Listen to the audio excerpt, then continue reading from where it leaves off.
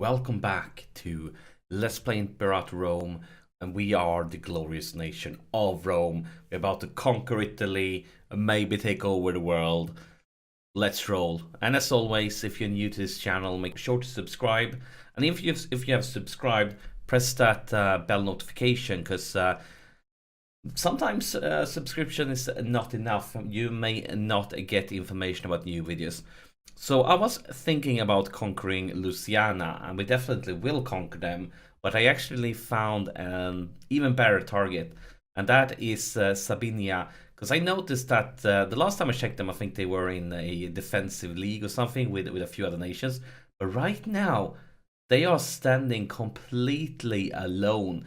There's been some sort of war with Umbria and the neighbor here to the east, which have broken up the whole defensive pack. So actually quickly gonna get over there and see if we can take care of them instead. I think that's a wise decision. So hopefully that's going to be exactly what we I mean, it should be a very easy war. Hopefully our little not so little, but hopefully our vassal swarm here can actually take care of them. I don't think we need a fabricated claim, because yes, we already have a claim. We're pretty high in aggressive expansion, but we know that and we are willing to accept it. We are improving here with Frentania or a subject to maybe be able to integrate them in the future. And we have some money here, so I think we're gonna invest them in a few more boats first. Let's go for 5 for now. We could go for more armies, but I don't think we need them yet, so it's good to keep on making money. Instead, we're going to invest it in some real estate. We are going to build buildings, and oh, brilliant place. Look at this, 12 freemans. They give manpower, so we want to give build more training camps, or even more manpower here. We want to do for you guys. I think we could just go actually with we can't afford to do more than one building there. So yeah, buildings are really important. Just get the economy growing and rolling. We're lacking a commander for our boats. How did that happen? Not quite sure. So you are actually really good. I feel like the first time we're going to be fighting some serious naval battles. Not this war, at least. They don't even have a navy, because they don't have access to the seas. I feel like we could go with a not as great one. Let's see. Populist, military is good. I think we could actually go with this guy just because of the Scorn family, and we kind of not going to need it real. And oh, a lot of things pops up here. It's of course based on our new provinces, trade offers. Let's accept them, because we like money. And I said it before, I think in a previous episode, but I spent a lot of time in this game because I've had access to it for quite some time. And in my previous saves, money was always a struggle during basically the first part of the save. Of course, when you grow and get bigger and bigger, money starts to become a non-issue. But for quite some time, we were struggling, and now as Rome, I feel like we are bathing in money, more or less. Conflict of the orders. In spite of the rights granted to plebeians since the last session in 1411, tension between the patriarchal and plebeian classes of Rome has been growing lately, partly influenced by the work of Gnaeus Flavius, among others. None of our consensus have dampened the plebeians' determination to secure political and legal equality. So we get a few options here. Let's check our government. Right now, the populists are winning, and I don't like it, because this is kind of the bonus we least need. So I feel like everybody else would be better. But these are the civic factor, and I could take this one because we will be building a lot of stuff, and tax in the beginning is great too. I guess we could just go with this one. I'm okay with it for now. And group up. Now it's time for war.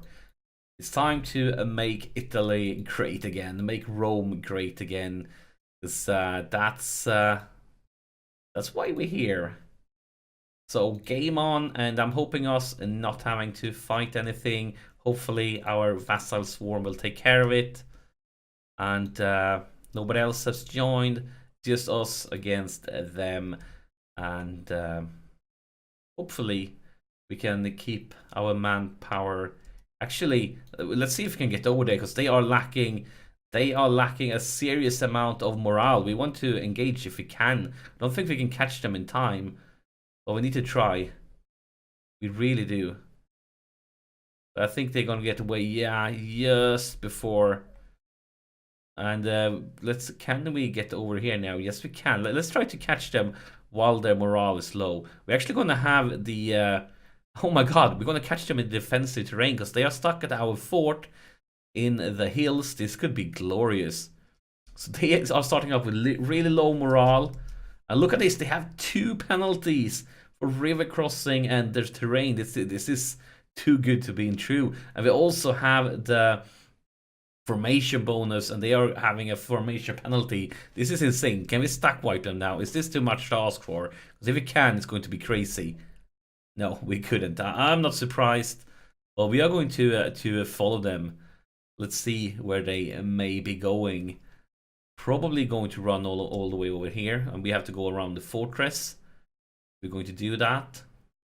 Let's actually have you guys move forward here. Maybe you can slow them down. A very small army. I'm not quite sure where these guys are going. No, they are actually stopping at the fortress. I didn't expect that. Now we're going to go this way, and they're probably going to start running before we can actually catch them. Look at this. This is glorious. We will catch them while they're going to have the defensive terrain bonus this time. But I mean, even with these things, their morale is basically done. We should be able to bring the pain, as they say. We won that one too. And are they just going to go... let's see here. Where are they heading? They are heading to Palentium. We are going to keep going here back and forth with them, because we should be winning without like nearly any losses at all. But we have some trade offers. Let's take it. We are making a lot of money here. I didn't intend for us to be the ones taking care of the fighting. Oh, look at that! That is officially the stack wipe. It's glorious. Now let's see if any of my vassals will take care of the sieging. Yes, they do. Brilliant. We can pull you guys back then. Just have the vassals take all the attrition, be the one that lose manpower. This is glory. We talk about easy war. I mean, we didn't even have to try. We have somebody that's no longer loyal. And one thing that I learned when you have no longer loyal... oh, this is the province. I thought it was the person. The province is no longer loyal. Let's see. And that's, of course, because it's another culture here. And with our aggressive expansion, it really, really penalizes you for provinces with the wrong culture. But what we are doing here is actually that we are working on culture assimilation, and that's something we can do thanks towards this guy, our governor. He is working on it.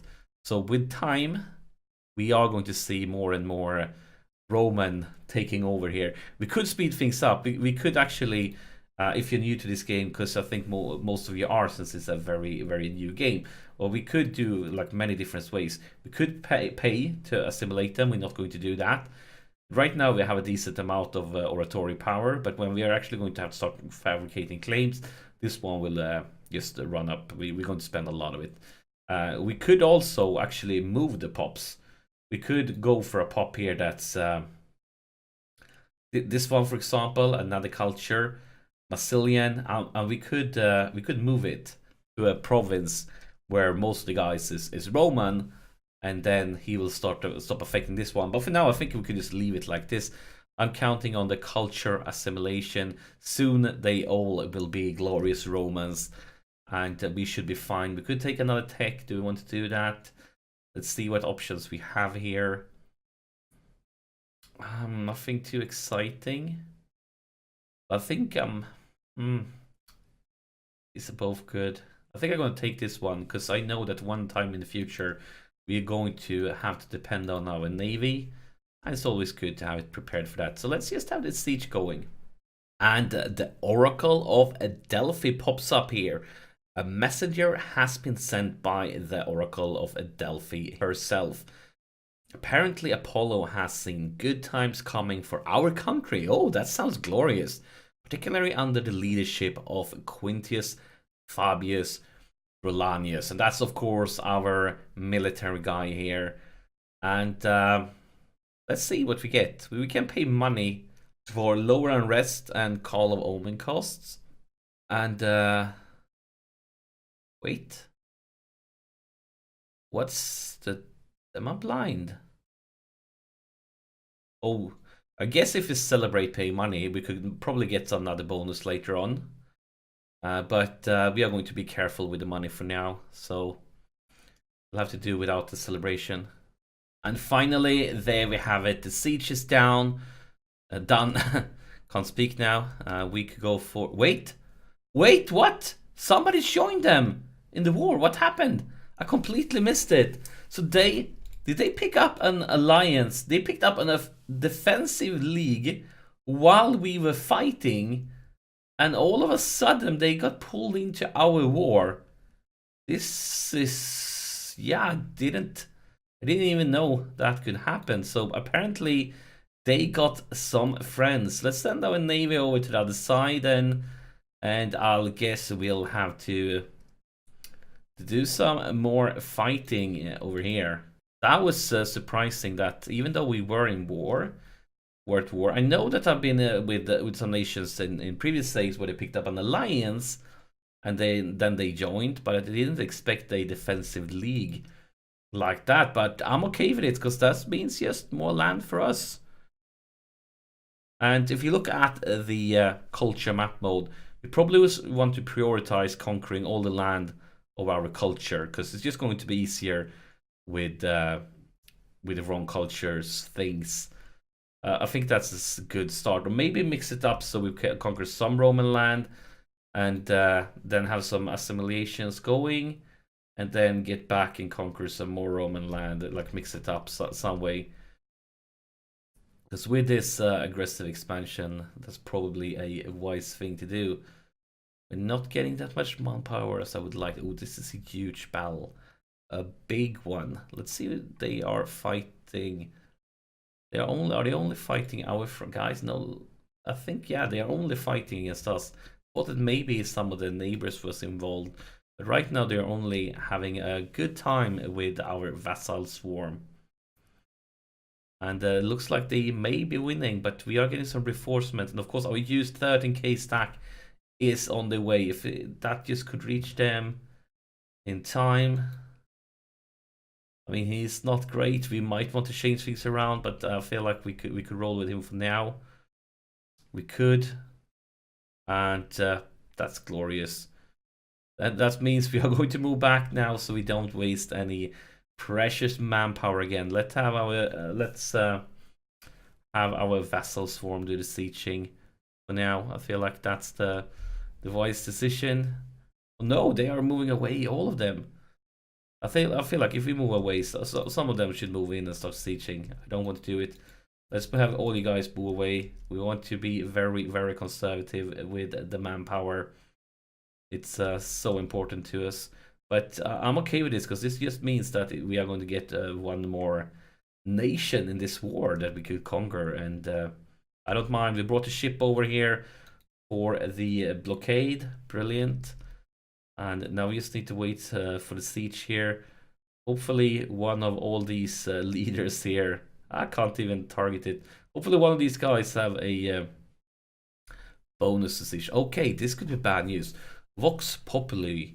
Outraged by the political landscape of Rome, Gnaeus Flavius burst into the chambers of Quintus today, insisting that members of the Senate sympathetic to his cause would under no circumstance vote in favor of any legal changes made by our government. Indeed, he see blah blah blah. Why do you hate us so much? I guess it's good news though, because this means that the populist faction will lose support. Oh, it'd have to be this guy maybe, even though the name is wrong. Yeah, Gnaeus. I think it's just okay. Yeah, Gnaeus is his name. So he's losing health. He's losing popularity. That is great because I would definitely like somebody else get his place. We can pick a military tradition. And we're going to pick the one with heavy infantry because we are Rome. We're going to have a lot of guys. These big, strong guys with the shields. That's only going to be our heavy infantry. We need them. So let's get on with this siege now. And we have gotten a gift. The Hellenic city-state of Cronton. Send us some money. Cronton, you're a good guy down here. Well, I like that you send us money. In the future, we're going to repay this, but by allowing you to be a part of our glorious nation in the future. So thank you. And we have quite some money now. I think it's time to build some more buildings. Get the economy rolling. Let's see. We can build something here. I think we could go for some tax. We could definitely take another one of those for more manpower. Some tax. And that's the money. So now we need to work again for our sweet, sweet money. And that is the siege. So we could go for the peace deal here. And now, of course, we're going to have two different peace deals. I'm going to do them individually. Because if I do, we can take the money from both of them. And who doesn't like some extra money? So we're going to take all your land. We're going to take all your money. Boom. Brilliant. That's the first peace deal. And I'm thinking here for different options. No, we still have so many people that are from scorned families. We not actually. Let's take a look at their families. We could do that. So let's see. First off, any of these guys? 9-9, pretty decent. 9-8. No, oh my God, 0-0-8. But now let's see if any of them have a sensational kid that could make it worth bringing them into our glorious nation. But it doesn't look like it, so we actually just going to take the popularity. Because this game is apparently a popularity contest. Let's take a look at this. It's still the populists. Maybe you want to spend some to promote the military guys. But for now, let's go for the second peace deal and some more land. Brilliant. And some more money. Brilliant. And now, look, and of course, we are going to go through these families too. Let's pause the game. He was garbage, kind of.